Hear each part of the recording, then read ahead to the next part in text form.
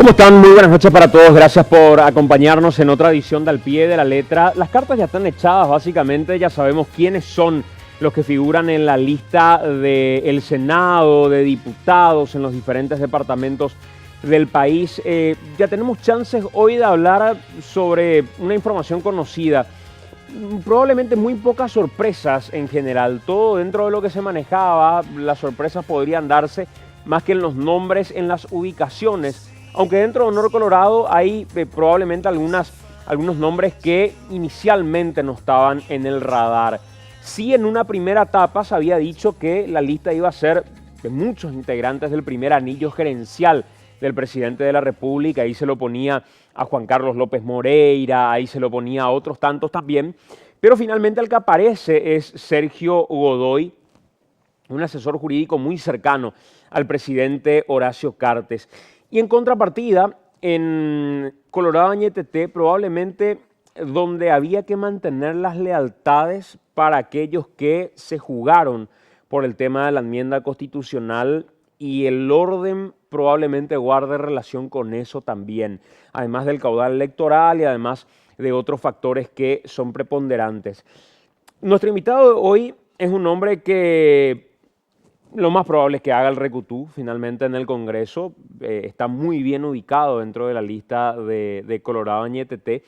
Y vamos a hablar con él sobre cómo se componen estas listas básicamente y cuáles son las expectativas de cara a las elecciones en un momento en el que el oficialismo está mostrando sus garras, no solamente nombrando a funcionarios públicos, también echando a funcionarios públicos, amenazando con intervenciones no solo en cooperativas, como se dio en el caso de Medalla Milagrosa, sino que también con intervenciones en el ámbito educativo y resultados de esas intervenciones, como el caso del CONES y una universidad ligada a la familia de Maru Crichigno, quien cambió de carpa de un momento a otro. Nos acompaña el senador Silvio Beto Ovelar. ¿Qué tal, senador? ¿Cómo te va? Muy bien, muy buenas noches para vos, Santiago. Un gusto poder compartir contigo esta programación.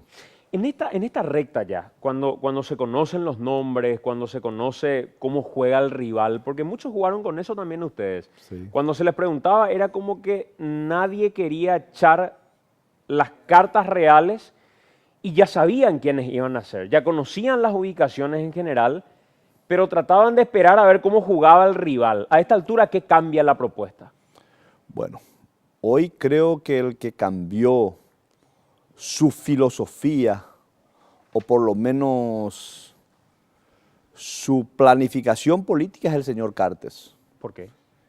Y yo no creo que el nuevo rumbo que planteó cuando él se postulaba como candidato a presidente y lo que ofreció a la ciudadanía como alternativa de cambio dentro del partido, la configuración de su lista no refleja aquel discurso de campaña. No te olvides que nosotros los políticos éramos satanizados a inicios del gobierno del señor Cartes. Sí. Yo no creo que Zacarías Irún hubiese sido su número 2, que Óscar González Daer hubiese sido su número 3. Lilian sí creo que hubiese ocupado. Tampoco creo que hubiese ocupado un lugar preponderante ni Víctor Bogado ni Juan Darío Monjes. No iban a tener cabida de sí si es Sí. que era el mismo Cartes de inicio Claro, de su gobierno. del inicio de su gobierno, pero creo que los golpes que recibe Cartes, primero con la caída del proyecto reeleccionario vía enmienda, hace que se modifique totalmente el tablero. Si Cartes tenía un escenario triunfalista, en donde él hubiese tomado las decisiones de manera unipersonal y de acuerdo a su gusto, yo creo que a sus gerentes lo hubiese privilegiado en los primeros lugares. Pero se vio obligado ante la aparición de un candidato como Marito, bien posicionado en toda la República, y más aún con las deserciones importantes que sufre Honor Colorado, en bastiones electorales en donde en las últimas elecciones nacionales para la Junta de Gobierno ellos han tenido buenos resultados, hace de que modifique seguramente las movidas. Y bueno, hoy creo que vamos a tener un escenario en donde el señor Cartes va a apostar al todo o nada. Ya nos muestra con sus fichas, pero con un movimiento Colorado NTT consolidado, muy sólido en todas las líneas. Fíjate que hoy se presentaron 1.790 candidaturas en toda la República. ¿Cuál era el discurso, o cuál es el discurso del oficialismo? Está candidato UNE. Está candidato UNE. Hicieron todo lo que pudieron. Trataron de alquilar, de comprar, de chantajear, por todos los medios jugaron. Instalaron a través de sus medios desbande de tropa de... Claro, porque la manera de desmoralizar que utiliza Cartes es precisamente desarmar al contrincante en una región, en otra. Y finalmente cede espacios importantes en los dos lugares donde el talón de Aquiles se percibe con mucha mayor fuerza, capital y central. Porque hay departamentos donde Añetete se ha consolidado fuertemente. El primer gran elector, que es central; segundo gran elector, Alto Paraná, donde la pelea es bastante pareja, en Alto Paraná. Tercer gran elector es capital, donde también Añetete ya había ganado Marito para la Junta de Gobierno. Y hoy está cada vez mejor, porque la jugada de Maru Crichigno finalmente no afecta en nada a la estructura orgánica de nuestro movimiento. ¿Por qué no afecta en nada? Porque Maru cabalgaba sobre la figura de Marito. Y conste que él ya hizo un gran trabajo, hizo un gran esfuerzo, pero nunca pudo superar un piso muy limitado que no le permitía posicionarse. O sea, hoy se dan cuenta que les hizo un favor Cartes. No, yo no estoy diciendo eso, yo no quiero subestimar a nadie, pero evidentemente Cartes lo que trata es de vender una percepción, o trata de desmoralizarnos al comprar, alquilar o chantajear con candidatos de nuestro movimiento. Pero fíjate cómo ha cambiado el tablero hoy en el país. Nosotros con la incorporación de Afara solucionamos un problema realmente complejo que teníamos, que era el departamento de Itapúa, que es el cuarto gran elector, que hoy cambia totalmente.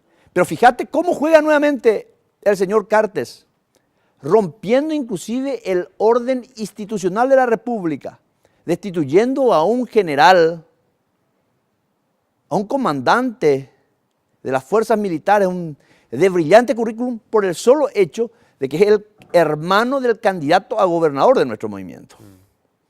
¿Y cómo evalúas lo que se dio en el departamento del Guairá? Porque creo que ahí tuvieron un fichaje importante también ustedes. Ahí nosotros, en términos tenísticos, es 6-0, 6-0. ¿Por qué razón? Nosotros le tuvimos a Pipo Alfonso como colega y compañero, y Rodolfito Friedman con Gustavo Navarro, el actual intendente, nos masacraron. Hoy, nuestro compañero Pipo se pasa al oficialismo y nosotros incorporamos a los que nos basurearon en aquella oportunidad. O sea, ahí hay un giro radical. Y los números y los guarismos y las encuestas muestran un posicionamiento inmejorable de Colorado NTT. En la composición de las listas, ¿cuáles son los atributos que se tienen en cuenta? Y hablemos al calzón quitado de verdad, porque yo no voy a creer la historia romántica del que me dice es solo caudal electoral. Yo hasta me quedo pensando cuando me hablas de los atributos de Crichigno, y yo te diría, probablemente no caudal electoral, pero hay gente que aporta un cupo de dinero también que es importante en medio de las campañas electorales. Y probablemente Crichigno, no sé la billetera que vaya a tener, pero creo que las universidades generan mucho dinero, ella viene de esa familia, tiene una billetera un poco holgada, que por ahí le permite tener una mejor ubicación que otros. A Cartes no le importa la billetera de Crichigno, pero le importa dar el mensaje de mira cómo te saco, sea quien sea. A como dé lugar. A como dé lugar. Con las armas al alcance. ¿Cómo se dibuja esta lista del Senado de Colorado NTT? Honestamente hablando, ¿cuál es el laboratorio que permitió sacar, porque en términos de renovación, senador, no hay renovación ni en Colorado Añeteté, ni hay renovación en Honor Colorado. Sí. Yo voy a jugar con algo que hasta puede parecer que justifica Colorado Añeteté. Es tirado de los pelos. Pero yo digo, si vamos a tomarnos del eslogan o del nombre del movimiento, Honor Colorado con su nuevo rumbo debería darnos caras nuevas Claro. y rostros nuevos. Y Colorado Añeteté Añeteté debería jugarse por lo tradicional. por los auténticos colorados, El de voto tradición. duro, de tradición. Entonces, que repitan de por ahí. Es lógico. No hay otros colorados tan tradicionales como estos. Ponele. Sí. Es antojadizo lo que estoy diciendo. Pero estoy ensayando nomás una. Pero fíjate los nombres de Colorado Añeteté. Castiglioni, Afara, Ovelar, Calé, Blanca, Vaqueta, Cachito, Rodolfo Friedman, Alderete. Son nombres y hombres de la tradición partidaria. Colorado Añeteté. Pero ¿cuáles son los atributos para ponerlos en esta lista? En el caso de quién iba a encabezar la lista, en una lista cerrada, el número uno de la lista es determinante. Porque los grandes números favorecen a que un movimiento logre la mayor cantidad de espacios en un cuerpo colegiado. Sí. Y había una disputa entre Castiglioni y Afara. Pero en todas las mediciones, Castiglioni midió mejor. Evidentemente, él ya tiene una campaña presidencial, o sea, más de una campaña presidencial. Castiglioni es una figura que mide bien siempre. Me vas a decir, bueno, pero en algún momento no estuvo dentro de la estructura del movimiento. Porque convengamos algo, si dentro de la lista hay uno que es no cartista, que nunca fue cartista, el único creo que he sido yo. Después el resto se cambió en algún momento. En algún momento, pero cuando Marito asume la conducción, lógicamente nos jugamos un grupo importante de compañeros. Yo miro el caso de Luis Alberto Castiglioni y yo fui muy duro con él en su momento en radio, diciendo que ni a los premios llegaba para la presidencia de la República, que no había forma de que se olvide de ser presidente, que nunca iba a ser presidente. Pero si miramos desde la perspectiva del Senado, yo tengo que reconocerle algo a Castiglioni. Su coherencia. Coherencia. Sí. Y fue una persona que incluso cuando se pasó del lado de nuevo del cartismo, se pasó en base a una línea que seguía siendo coherente con su forma de pensar y que nunca repartió agravios hacia el sector que había abandonado. ¿Sí? A diferencia de muchos que apenas cambian de carpa y ya empieza con el tiroteo para el otro sector. Es que Castiglioni tiene esa característica de canciller. Un hombre muy respetuoso y de posiciones firmes. Te voy a comentar una anécdota.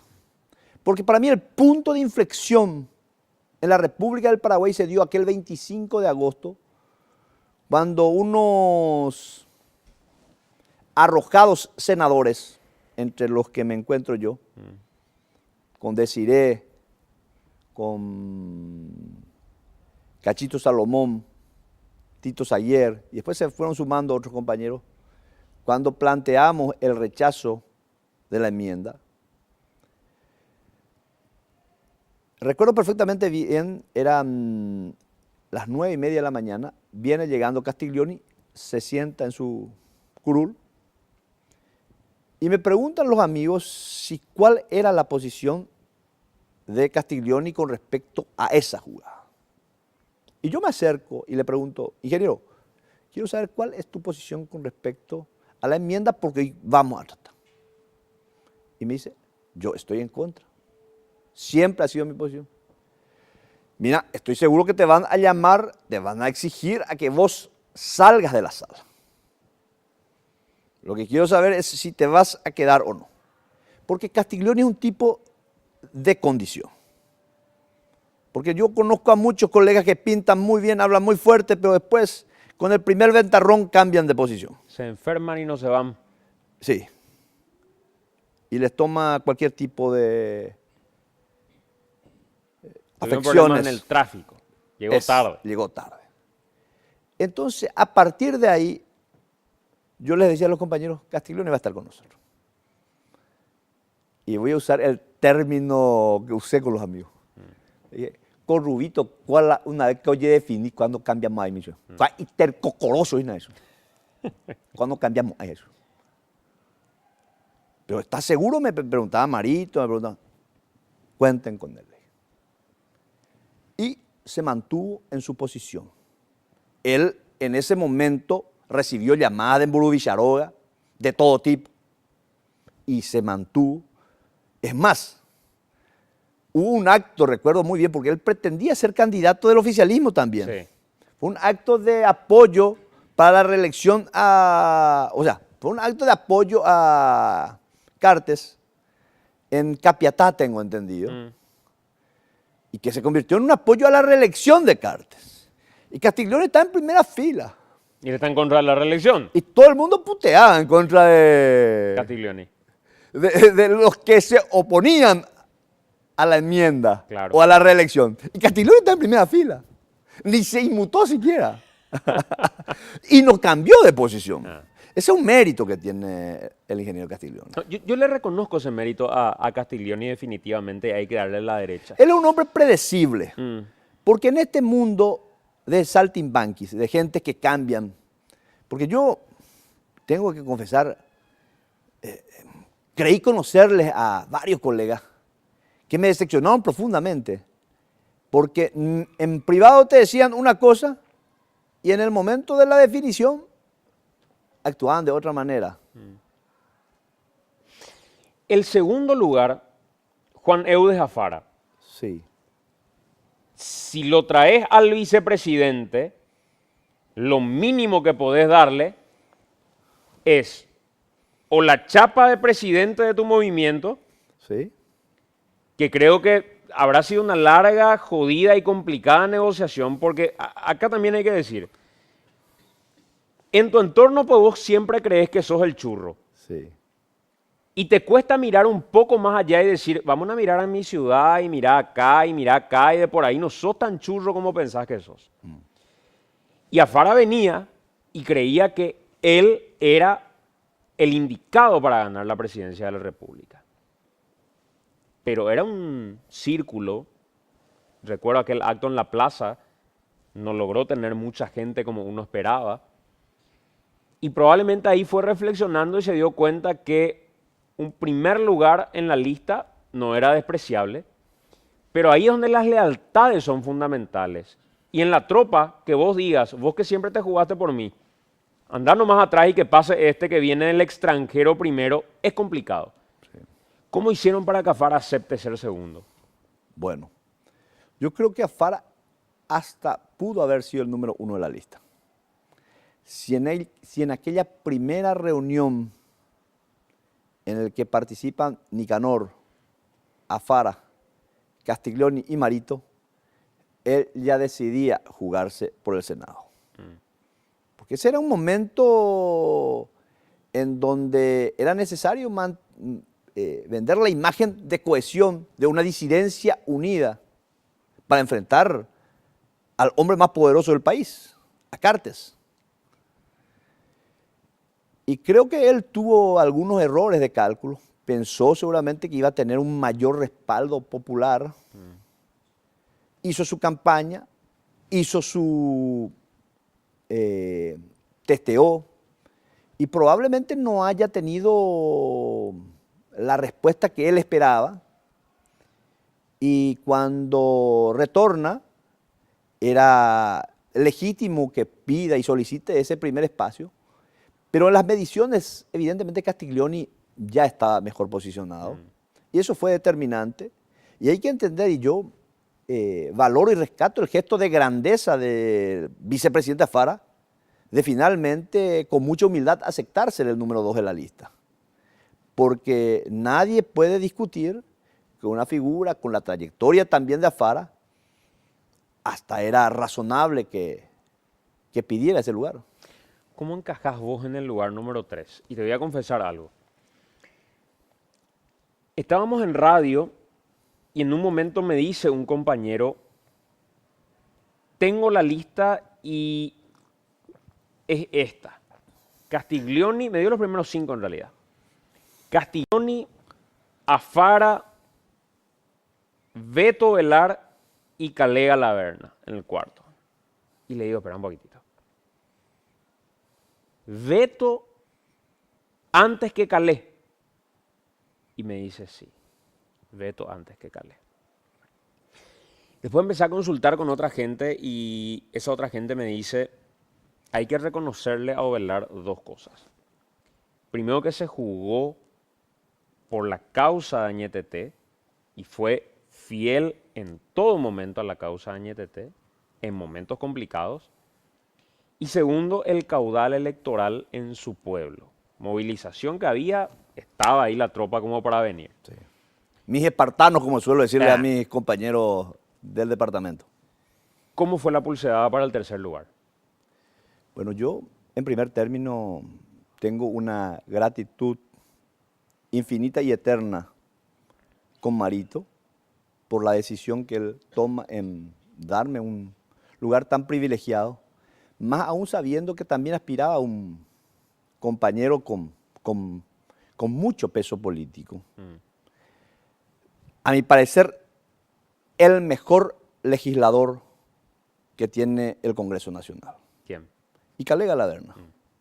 Con Calé podemos diferir en muchas cosas seguramente, pero él es un hombre con mucho oficio, tiene un talento extraordinario. Yo siempre suelo decir, es el jugador diferente que tiene el Congreso Nacional. En el periodo anterior, cuando él se lanza a la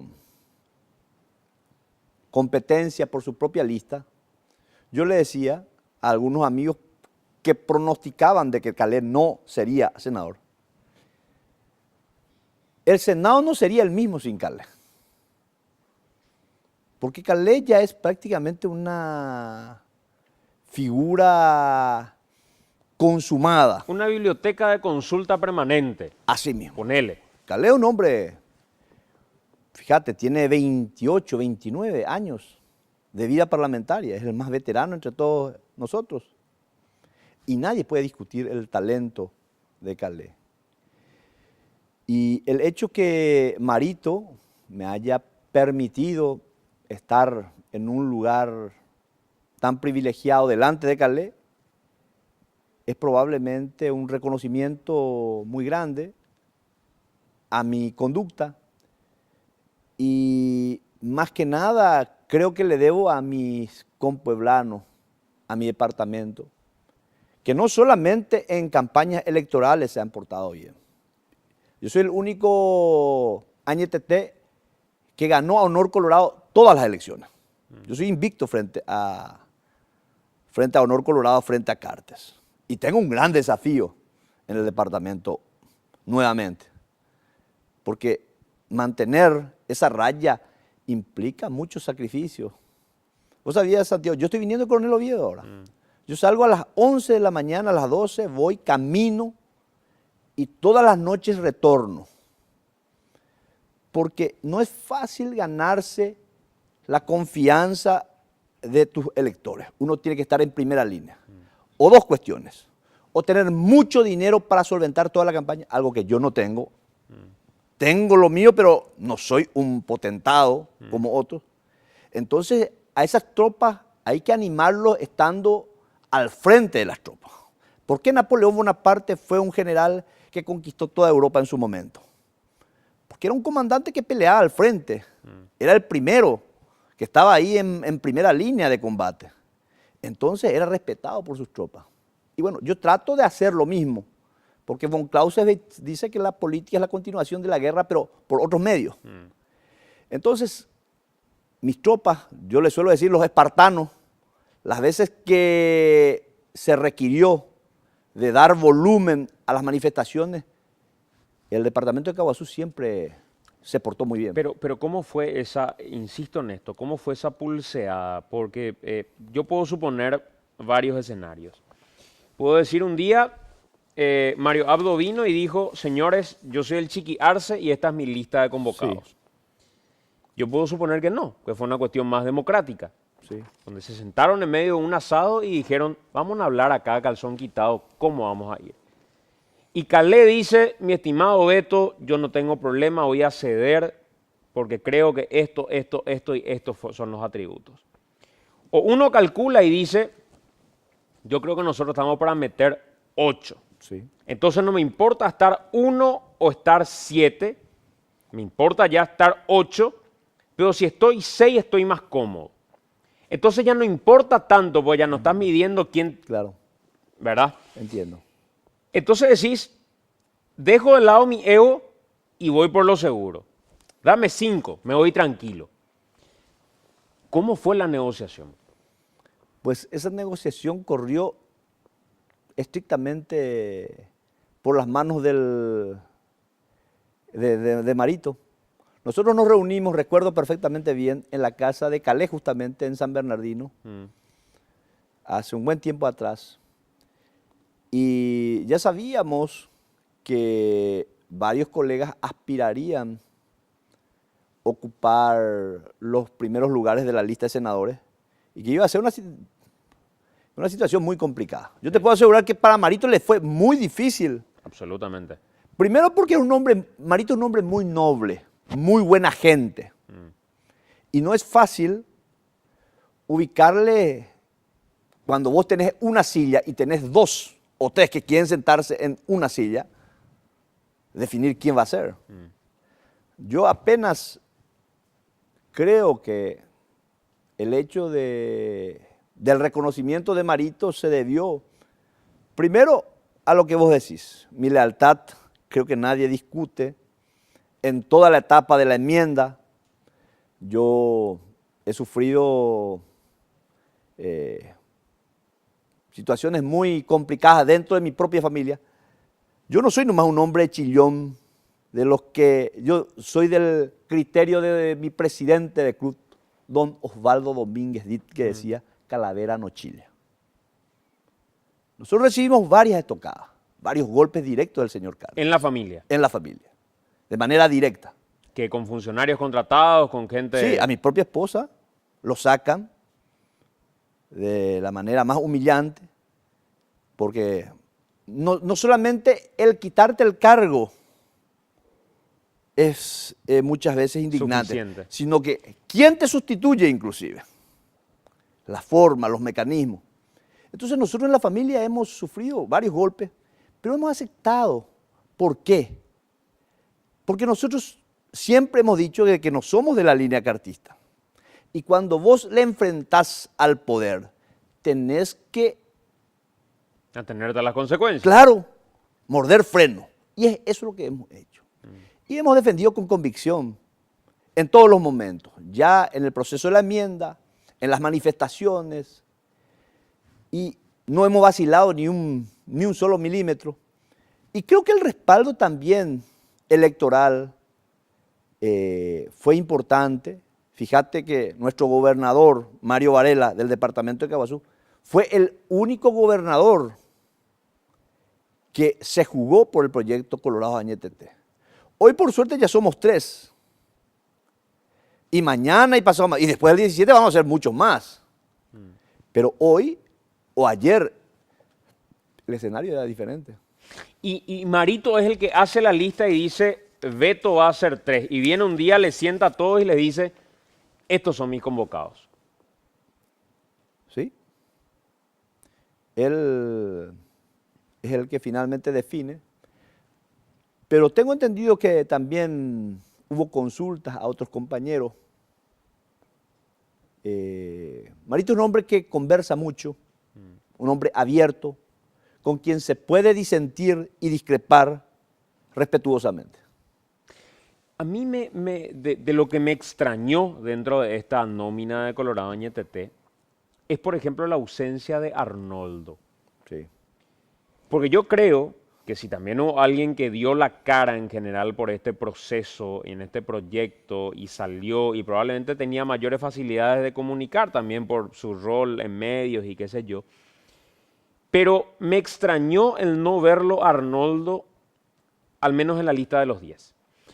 Hasta me pareció más acomodado el discurso de un Pipo Alfonso, no Pipo Alfonso, no recuerdo quién habló conmigo en radio hace poco tiempo, y me dijo, yo luego le pedí al presidente que me ponga en la lista de diputados después de ser senador, porque quiero ahora dedicarme a otra cosa. En realidad anda ya ahí en la lista y se fue como diputado, ¿verdad?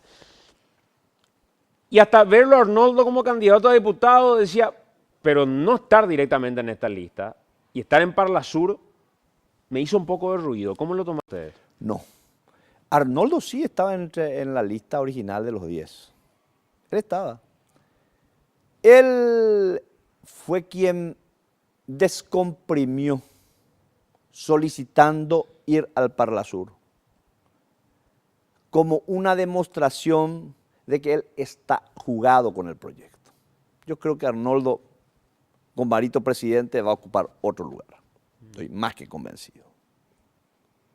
Yo creo que él juega al proyecto más grande. Y él goza del respeto de sus colegas.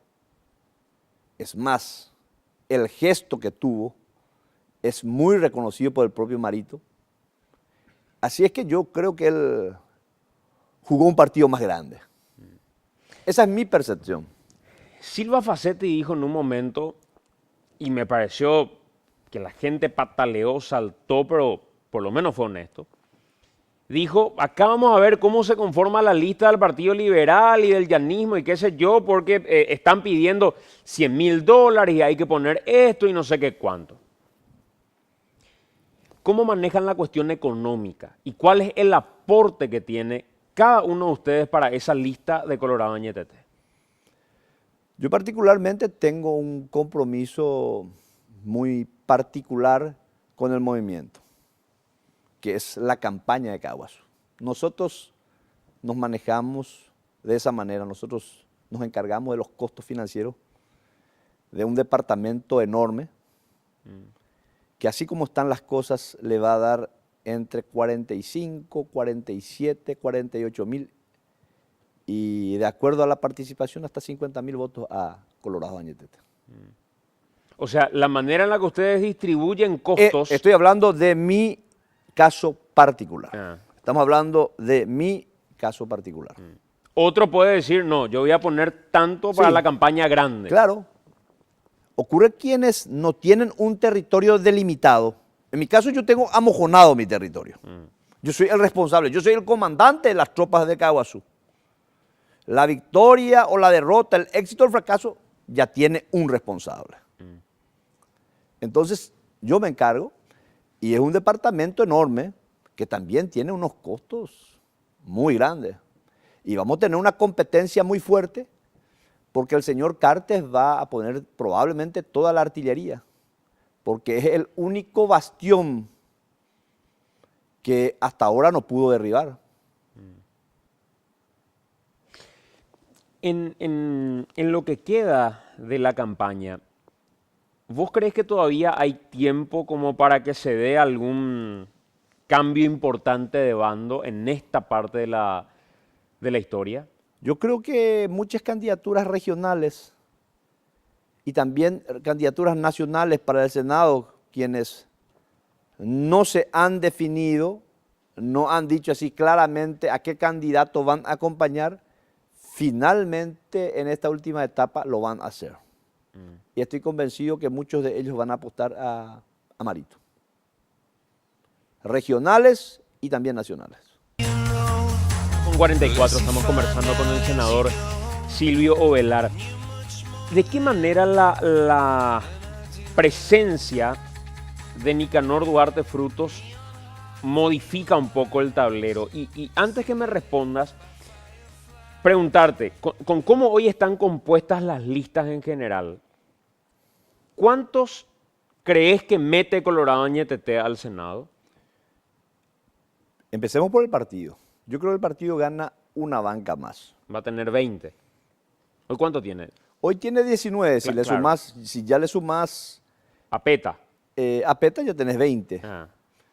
Una C que seguramente va a jugar por su mismo andarivel, tienen 2 senadores. Pero ¿Vos crees que una se mete 2? no, yo no creo que meta Con suerte mete 1. uno, probablemente. Y creo también que el Frente Guazú va a perder una banca. Yo calculo que de los 5 serían 3 o 4 efectivamente. Pierde Sí, uno, pierde si 2. hubo alguien a quien golpeó realmente el fracaso de la enmienda, ha sido desde el punto de vista de la popularidad a Fernando Lugo. Y eso podés medirlo en la región que sea. Pero le da alguna solidez ahora que se sumó Leo Rubín al proyecto. Probablemente le va a dar mayor fuerza hoy a una chapa de la oposición, pero no sé cuál va a ser el comportamiento finalmente de los electores en general, pero sea cual fuera el escenario, el 2018 no va a ser tan fácil como pronostican muchos de mis correligionarios, porque yo suelo escuchar discursos muy triunfalistas de parte de mis propios amigos de Añetete, dicen, no, ganamos la interna y ya ganamos las elecciones en general. Yo creo que van a ser elecciones bien peleadas. Yo tengo el razonable optimismo que con un candidato, con la imagen, con el perfil y con la adhesión popular de Marito, vamos a ganar las elecciones, pero no van a ser fáciles, te puedo asegurar. Entonces, mi criterio es que el Partido Colorado va a tener 20 bancas, 20 y podríamos llegar a 21. Nicanor va a ser una gran elección. Por fuera de los otros candidatos, yo lo veo a él como el que va a tener seguramente un fuerte respaldo popular. O sea, ¿vos crees que Nicanor va a ser una mejor elección que Lugo, por ejemplo? No. No. Lugo va a ser mejor elección. Lugo va a ser mejor elección. Lugo va a meter 4 senadores, según mi punto de vista. Nicanor no creo que llegue a eso, pero va a romper lo que hasta hoy se ha dado en todas las elecciones internas partidarias. Generalmente siempre la cabeza de lista nada más ha ingresado al Senado. Nunca la cabeza de lista lleva un acompañante. Yo creo que Nicanor va a romper esa lógica. Yo estoy seguro de que él va a meter más de un senador. Ahora, finalmente la pelea grande va a ser entre Castiglioni y Cartes en el Senado. Y con mi pronóstico que Castiglioni va a ganarle a Cartes en la chapa del Senado. Mira qué fuerte la incidencia del poder y de tener el poder en medio de las elecciones. Yo en un cabeza a cabeza, donde Cartes sea un empresario, Cartes no sea el presidente de la República, definitivamente Castiglioni tiene las de ganar. Pero así sea el Pato Donald, el presidente de la República, con que le dé su bendición a alguien tiene una arrastre importante. Sí, yo no estoy... Y en ese escenario y todo, ¿vos creés que Castiglioni le gana a Cartes para el Senado? Sí, porque la chapa nuestra va a tener muy poca fuga. Y mucha gente importante ya se ha abierto del oficialismo. ¿Y cuántos estimás metería Añetete? Entre 9 y 10. ¿Sí? ¿Y Honor Colorado? Y por ahí cerca. Pero ahí entre los dos nomás ya van a tener los 20 No, legisladores. no tenés todavía. 9, 8, son 17. Más 2, más 1, Tenés los 20, tenés los 21. Y los Oscar Tuma, los Julio César Velázquez, ¿qué expectativa pueden tener? Velázquez, no sé qué expectativa puede tener, 11 de septiembre. Tienen que obtener 50.000 votos para poder ingresar entre los 20 primeros. Y a Tuma lo golpearon fuertemente en Central al dejarlo sin su diputado número 1. Él hizo una muy buena elección para la Junta de Gobierno.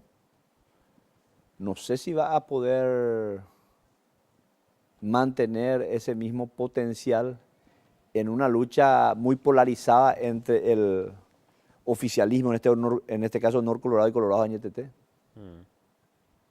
Y el sistema DON privilegia mucho a los grandes números. Los votos residuales se diluyen. Los que no lleguen a 50.000 votos, lógicamente que no se olviden. van a, que se olviden, claro. Vos podés hacer 47.000, podés hacer 42.000, 38.000, 35.000. No tiene ningún valor porque vas a entrar en la lista ya en el número 30, 35, 37. ¿Te acordás de Enriquito Riera? Sí. Él quedó número 45 en aquella oportunidad. Y en ese lugar ya uno no tiene posibilidad de ingresar al Senado. ¿Y cuáles son otras? A ver, hoy está Avanza País. No sé si Desiree Masi va a ser candidata a senadora de nuevo. ¿Qué sabes? Yo tengo entendido que ella va a ser nuevamente candidata. Sería un despropósito tenerlo a Cartes y no tenerlo a Desiree, No, por ejemplo, en el Congreso. No tendría salsa el Congreso si es que no está. No, pues yo estoy seguro que Desiree va a ser senadora. No tengo ninguna duda. Después Yucio. Yucio también. Y Encuentro Nacional va a competir Hugo Rubín. Creo que está también Zavala. Fidel Zavala. Patria Querida podría sumar eventualmente ahí. ¿Sí? Van a haber nuevas opciones, nuevas alternativas. Muy pocas. Sí. El PLRA creo que va a mantener sus espacios. Y van a haber partidos van a haber partidos con menos presencia. Esta dinámica se produce siempre. Fíjate, ¿quién hubiese creído que una bancada tan cohesionada y muy coherente como el de Patria Querida de periodos anteriores se quedó sin ninguna banca en las últimas elecciones? Cierto. Y perdimos legisladores de mucha valía, como el propio Marcelo Duarte, un hombre que aportaba en los debates. Que se pasó al lado oscuro de la fuerza. Y sí, muchas veces la gente bien formada es también contratada para cumplir ciertas tareas. Eso respecto a la Cámara de Senadores en sí. Para la presidencia de la República, ¿cómo se va a manejar la presión que está ejerciendo el oficialismo con lo que decíamos al inicio del programa? Nombramientos y despidos. Sí. Hoy saltaba el caso de la hija de Justo Zacarías Irún. Justo Zacarías metido como... Pero justo no estaba enterado del proceso de... No sabía que su hija estaba compitiendo. Veterinaria para Itaipú, asesora de cuestiones hidroeléctricas, sí. 43 millones de guaraníes de salario. ¿Cuántos años tiene? 25, 24 años tiene la chica. Sí, la chica puede ser muy meritoria también, pero es imposible que tu padre no esté enterado. Qué mal padre, si es que no está enterado. Pero claro, más aún si está aspirando a un lugar en Itaipú. Claro. No estamos hablando de una institución cualquiera. Totalmente. Después, presiones como el caso de Crichigno. Sí. Fíjate vos lo que está ocurriendo con la universidad, que fue intervenida. Hoy tengo entendido que se levantaron algunas sanciones que se le había impuesto a la UPAP, tengo entendido que es la universidad de la familia Krichik, ¿no? Sí. Específicamente de la madre. Y tendríamos que saber si esas medidas vienen del CONES o vienen del Ministerio de Educación. ¿O vienen de Burú Villaroga? Sí, no, de hecho que viene de Buricharoga. Lo que a mí me gustaría saber es si las decisiones que se toman, una vez que Maru se haya pasado al oficialismo, vienen del CONES, que es el Consejo Nacional de Educación Superior, que es la institución creada por la nueva Ley de Educación Superior, que es el órgano rector. Porque si ese colegiado actúa subordinado al presidente de la República, quiere decir de que en este país puede ocurrir absolutamente todo. ¿Cuándo? Y claro que puede ocurrir de todo, y más subordinarse al presidente. Sí.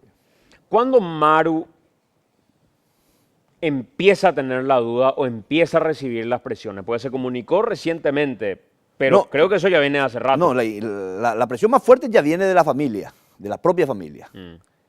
Y llega a una situación muy complicada cuando se interviene la universidad donde ella es, creo que decana de una de las carreras y donde la madre es la propietaria, la dueña. Pero ya viene hace tiempo. No, ya venía. Esto de Maru hace tiempo se venía manejando. Ella aguantó hasta el final, hasta que, tengo entendido, vino también, se sumó el problema de salud que tuvo la madre en estos días. Y bueno, se dio lo que finalmente se informó en el día de hoy. En la nómina de diputados, ¿cómo lo ves de cabeza a Dani Durán? ¿Por qué Dani Durán como cabeza? Dani Durán es un hombre que, al igual que Castiglioni, para el Senado siempre midió bien en Capital. Y por una cuestión de lealtad de Marito con Maru, voy a ser imprudente. Esto no se debiera hacerlo, pero me voy a tomar este tren. Por una cuestión de lealtad de Marito, de gente, de gente decente, es que Marito no le planteó a Maru para que descabalgara. Es más, algunos compañeros le decían a Marito que él tenía que tomar la decisión por un interés superior de que la descabalgue de diputado y lo lleve a Dani Durán, que evidentemente era el que mejor marcaba en todas las encuestas, y se tenía que hacer el trueque, Maru al Parlasur y Dani Durán a diputados, que era lo lógico. Pero Marito había dicho de que él tenía un compromiso con Maru y sostuvo su palabra hasta el final. ¿Por qué hay tan poco margen para la renovación? Es como que todo ya está repartido y en realidad no hay lugares para rostros nuevos. ¿Qué tienen que hacer esos rostros nuevos como para poder entrar? O en términos duros pero electorales finalmente, el discurso para la gradería es una cosa, pero al final gana el que tiene a sus espartanos firmes y fieles y les responda a ellos finalmente. Ocurre que en la política deben suceder ciertos fenómenos para que se den las revoluciones.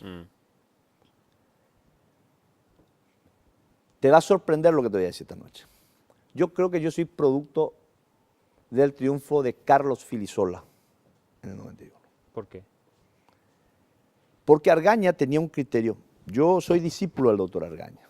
Yo lo considero a él mi maestro. Aprendí mucho de Argaña. Trato de aplicar muchos pensamientos de él.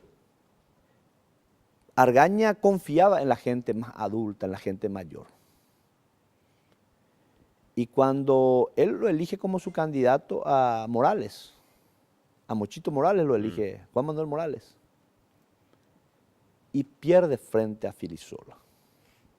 Argaño, un hombre muy lúcido, brillante, entendió que tenía que renovar el partido.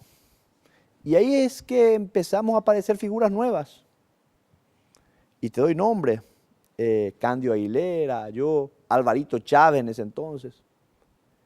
Y se nos da nuestra oportunidad, que no lo hubiésemos tenido en un escenario diferente. Si no era por Filisola. Si no era por Filisola. Porque Argaña se dio cuenta que las figuras jóvenes podían irrumpir con mucha fuerza. Y bueno, eso nos permitió aparecer dentro del partido a una camada, una playa de gente joven. ¿Y cómo se da el fenómeno donde hoy el principal elector tiene entre, si mal no recuerdo, 25 o 30 años hasta 45 años, pero sin embargo se sigue apostando a esa fórmula de Argaña de la gente de siempre? Volvió esa fórmula, me da la sensación, porque el color arañitete, eso básicamente. Es que la política últimamente se ha descentralizado. ¿Y qué es lo que hace Cartes en las elecciones pasadas? Hace aquella famosa relación de tropa y territorio. Sí. Entonces, él, por fuera del partido, sin ningún tipo de raíz, entonces, con su muy abultada billetera, se encargó de oxigenar a esa dirigencia tradicional que operó de manera muy eficiente y le dio un muy buen resultado frente a Zacarías Irún en las elecciones anteriores. A partir de ahí, lógicamente ya se repiten las fórmulas. Aliana no hubiese ganado sin el apoyo de Cartes y de la estructura y de la dirigencia regional. ¿Cuál fue el problema que tuvo Colorado Añetete? No pudimos tener la estructura en toda la República, no presentamos candidaturas a intendentes ni a presidentes seccionales en toda la República, no cuidamos las mesas. ¿No tenían la billetera? Y tampoco teníamos la billetera en ese entonces. ¿Qué es lo que hoy te demuestra Colorado Añetete? Con la presentación de las 1.790 candidaturas. Estructura tiene. Estructura nos sobra. Y hay un trabajo impecable para el día de las elecciones. Composición de mesas, apoderados, como nunca antes. Van a cubrir todas las mesas. Vamos a cubrir todas las mesas. Y se está cuidando, el principio básico es la conducta de quienes van a quedar en las mesas. Y aparte, el integrante de mesa sabe el día de mañana que va a tener el reconocimiento del presidente de la República. Porque si un detalle está cuidando de manera superlativa, Marito, es darle el afecto y el mimo de quienes le van a cuidar sus votos. Mira, soy nuevamente imprudente. Porque ese es el cucú del oficialismo. Que en el día de las elecciones ellos con dinero van a llevar todo por delante. Pero se van a encontrar no solamente con espartanos, se van a encontrar contra espartanos y macedonios, que van a defender las mesas. Y si antes no tenían esa estructura y fue uno de los inconvenientes, digamos, y el otro inconveniente es que no tenían la billetera, ¿qué hacen ahora contra la billetera de Cartes? ¿Ya tienen otra mejor billetera también? El empresario es muy práctico. Muchos empresarios ya ven hacia dónde va la procesión. No necesita Marito llamarle. Gente increíble son las que hoy se acercan en el PC o en la casa particular de Marito. Yo, lógicamente, no estoy autorizado a dar nombres. Pero evidentemente esos amigos que se acercan no solamente van a llevar el saludo, tengo entendido. No vamos a tener la plata de Cartes, que es el hombre más rico del Paraguay. O se tuman lo mitad. Lo mitad o es tu pucúgina. Y se da aquella famosa frase de la monarquía: muerto el rey y viva el rey. Algunos ya lo hacen de manera abierta, otros piden discreción para dar los nombres. Pero es así. Y no es nada nuevo lo que te estoy contando. Porque Cartes ya se está yendo. Y después están los que juegan a ambos sectores. Y como jugaba Cartes antes de ser Colorado. ¿Cómo jugaba? Y Cartes ponía huevo en cada una de las canastas. Al UNAC, al PLRA, al Partido Colorado. No sé si también al Frente Guazú en su momento o a Lugo, pero estoy seguro que sí lo había hecho al PLRA, al UNAC y al Partido Colorado. A mí me da la sensación en el discurso, y se lo suelo decir en privado a cada uno de ellos las veces que podemos conversar, y hay a uno al que le molesta más que le diga, pero igual no pierdo la ocasión de decirle.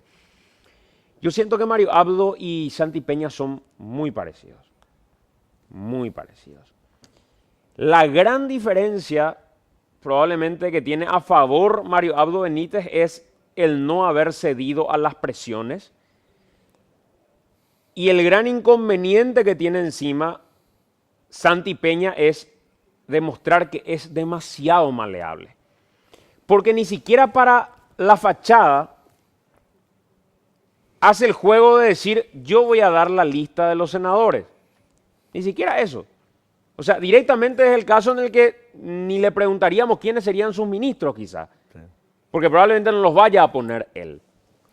En contrapartida, creo que un grave defecto que tiene Mario Abdo Benítez, y se lo dije el otro día y me tomó la chacota, es que él tiene una actitud de perdedor en el sentido de estar todo el tiempo serio, parece que no le gusta nada, y no es a lo que instaló el oficialismo. Se muestra en una actitud de nerviosismo permanente y el otro hábil la aprovecha. Y le juega con eso, y se le ríe en la cara, y le invita a los debates. Y claro, necesita debatir porque ahí es donde suma. Pero tu apreciación es correcta. Yo también le he dicho a Marito. Pues Marito es un tipo formidable y distendido. Él me dice, pues yo necesito ser presidente de la República. Pero el presidente se puede reír también. ¿A qué voy? La situación de Peñita es muy fácil. Él no se tiene que preocupar por la conformación de las listas. Él no tiene que preocuparse por la generación de los recursos para la campaña. Él lo único que tiene que hacer es actuar. Porque él actúa, él es un actor. Trata de actuar. Además es un impostor, ni siquiera es colorado y se presenta como colorado. Marito no. Yo creo que a Marito le vas a ver mucho más distendido a partir de ahora. Porque la presión de la conformación de las listas, de cómo ubicarle a los amigos, también tenía una incidencia sobre él. Una vez me respondió y me dijo, cuando le planteé eso, me dijo en la radio Mario Abdo, pasa que en este momento, mientras yo estoy hablando con vos, Peña está saliendo del sauna. Claro. Y yo estoy lidiando con lo que implica llevar adelante una campaña. Sí. Generar los recursos para esa campaña, tener que compaginar, congeniar con los amigos. Ocurre que Marito es un buen tipo, es buena gente. Y las incomodidades, hasta las disputas entre amigos, le afecta. El hecho de tener un buen corazón a veces también es un problema. Pero es un hombre sensible y un hombre muy sincero. Lo que no tiene Peña.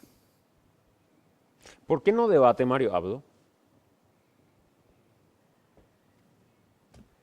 ¿Debate? Estuvo en 2 debates a inicio de la campaña. Creo que en este momento están en un debate en... 1000 mujeres. En 1000 mujeres. Está Peña y está Marito. Para mí, la respuesta que yo suelo dar cuando me preguntan... Coste que muchos asesores te sugieren cuando vos estás tan arriba. Que no debatas. Que no debatas. Pues le suma al otro. Claro. ¿Por qué deja la sensación de estar más preparado Santiago Peña que Mario Abdo Benítez? ¿Porque actúa bien? No, él es un gran actor. Yo creo que Santi Peña tiene asegurado su futuro. ¿Por qué? Y después de perder la elección, él tiene que dejarse de su tarea de economista. Tiene que ir a Hollywood. Le contratan directo. No, allí en Broadway seguro tiene lugar. Le van a contratar de seguro. Como actor. Como actor, claro. Hay veces que en política se manejan diferentes lógicas. Está la lógica de los medios, que da la sensación que es una lógica más puritana, de exportación, digamos, más puritana. ¿Cómo fulano de tal va a volver a postular en tal zona si es que tuvo tal denuncia? Sin embargo, gana la tipo. Y le responde su gente. Y sigue siendo denunciado en los medios, pero sigue teniendo caudal electoral. En contrapartida, la lógica del político que se mueve en base a prebendas, pongo el ejemplo de Perla de Vázquez, y que asume públicamente, pero la fórmula le funciona. Entonces, como ella misma menciona, yo siempre gané de esa forma. ¿Por qué voy a tener que cambiar? Porque para ustedes está mal. ¿Cómo vos sentís, te afectó, si te afectó, aquel episodio del trato a Puá? Pero claro que me afectó. Claro que me ha afectado, Santiago. Es más, creo que una de las primeras personas con quien tuve una entrevista a profundidad fue contigo. A partir de ahí yo te había dicho de que para la próxima vez avísame cuándo tengo que venir a la cámara de gas, ¿te acuerdas? Es verdad. Hay que decir que esta no es una cámara de gas como la otra. No, esa es. Y suelo ver y volver a ver esa entrevista. Y claro que me ha afectado. Yo tenía otras aspiraciones. Y hay temas en donde yo evito debatir. Yo me he preparado, yo soy cientista político. Yo no entiendo nada de astronomía, de física, de química. Hay temas que yo desconozco, soy ignorante. Pero las ciencias políticas es mi pasión y soy profesional en esa rama. Y si en algo me he preparado fue precisamente en los sistemas electorales. Y muchos debates escucho y tengo toda la intención de participar y digo, no tengo autoridad moral. Porque cometí un error de carácter ético que no me parece prudente entrar en el debate porque creo que no tengo la autoridad. Conste que yo he pedido públicamente, no solamente sino perdón a mis ciudadanos. Y yo creo que esa ciudadanía entendió que mi pedido era sincero, mi arrepentimiento era sincero. Y bueno, son errores que uno comete en la vida y les cuesta caro.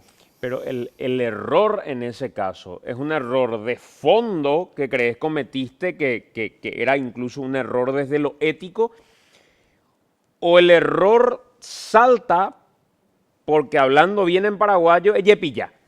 No, pero eso fue algo armado por nosotros mismos. Nosotros elaboramos una estrategia y yo intervine en algo que no debía haberlo hecho. Coste que tenía en ese momento un pedido formal de mi hermano Ever, que me dice, no te metas en esto. Esto es muy vidrioso, vos no sos fiscal, no te vayas a creer Superman, vos no sos un soldado universal. Déjalo a otra gente. Y bueno, estábamos en un pleno éxtasis electoral y lamentablemente ese error me costó muy caro y recuperarme me costó buen tiempo. Porque el elector, yo te digo, el elector de mi departamento es un elector muy crítico. Coronel Oviedo, y voy dentro del departamento que voy a circunscribirme, Coronel Oviedo tiene un electorado muy crítico. donde la ciudadanía está muy bien informada. Los medios de comunicación de Oviedo, es increíble cómo penetran en las casas de las familias ovetenses. Nicanor tuvo una incidencia importante también ahí, ¿Sí? respecto a la cantidad de medios de comunicación que empezaron a surgir y después el tema de las ciencias políticas en general, con varios líderes, no solamente el caso de Nicanor, el tuyo también, y tuve experiencias en las que hablando con gente de Oviedo, llegaba al punto de decirte, te recomiendo tal libro en particular, o qué pensás de tal libro, cosa que no se da generalmente en otras localidades. Sí. El debate en Oviedo, en Coronel Oviedo, es muy elevado en materia de la política, inclusive llegando a niveles de ciencia. Hay mucha gente, es más, la Universidad Nacional de Caaguazú tiene una carrera de ciencias políticas. Y creo que en el país solamente tenemos 3 carreras de ciencias políticas, una en la Nacional, otra en la Católica, donde yo he estudiado, y en la Universidad Nacional de Caaguazú. Entonces, tenemos un electorado muy crítico, donde el debate es permanente. Y bueno, hoy tenemos una campaña muy fuerte por la misma gobernación, en donde los candidatos permanentemente se exponen a debatir sobre sus propuestas. Se dan casos muy particulares donde una lista tiene mucho mejor porcentaje que la otra lista dentro de un mismo movimiento. En este momento, por darte un ejemplo, en la chapa de diputados, el candidato a diputado número 1 de nuestro movimiento es el gobernador Mario Varela. Y en las encuestas gana por goleada a sus contendores. Eso no ocurre con la gobernación, por ejemplo, donde es más peleada la competencia. Y en la presidencia, Marito sí tiene una holgada diferencia. Y ya te vaticino un resultado. Marito va a ganar en casi toda la República. No así sus candidatos regionales. Marito va a tener más votos que sus gobernadores, que sus diputados. Creo que el único lugar donde va a haber coincidencia de votos va a ser en Central, donde Peta creo que va a llegar a la misma intención de votos de Marito. Ese es un fenómeno... ¿Y contra los liberales cómo le puede ir a Peta, feudo de liberales? Yo estoy convencido que Peta, candidato a gobernador del Partido Colorado, por primera vez el Partido Colorado gana en el Departamento Central. Porque a Peta hay que conocerlo para quererlo. Peta es un tipo que vos lo ves así, medio argelado a primera vista. Pero él en el cuerpo a cuerpo y en el discurso, él es un hombre con una gran capacidad para convencer electores. Pero a veces es traicionado por la intolerancia también. Yo tuve varios cruces con él. No sé si es un espejo de lo que yo también soy en contrapartida, pero ocurre que él muchas veces es muy terco en la defensa de sus ideas. Ocurre que él es una persona que lee, investiga, se prepara. Pero cuando se cierra en una posición, le es muy difícil aceptar. Exactamente. A usted voy a ir el problema. Y yo siempre saco el ejemplo de Keynes. John Maynard Keynes, siendo premio Nobel de Economía, cambia su teoría. Y un periodista, una mujer, cuando llega a los Estados Unidos, le hace la consulta. Profesor, le dice, usted hace 3 años atrás sostenía una teoría, hoy ha cambiado. ¿Por qué cambió? Le dice. Y le dice Keynes, señorita, si usted se equivoca, le demuestran que usted se ha equivocado, ¿qué es lo que hace? ¿Cambia o no cambia? Y hay muchos que no quieren cambiar su teoría. Y a Peta no es fácil hacerle cambiar su teoría.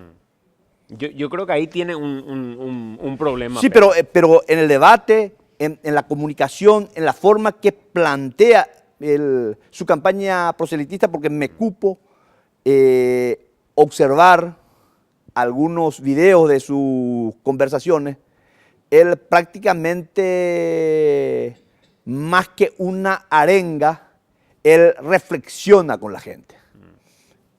Y es un modelo diferente al que estamos habituados.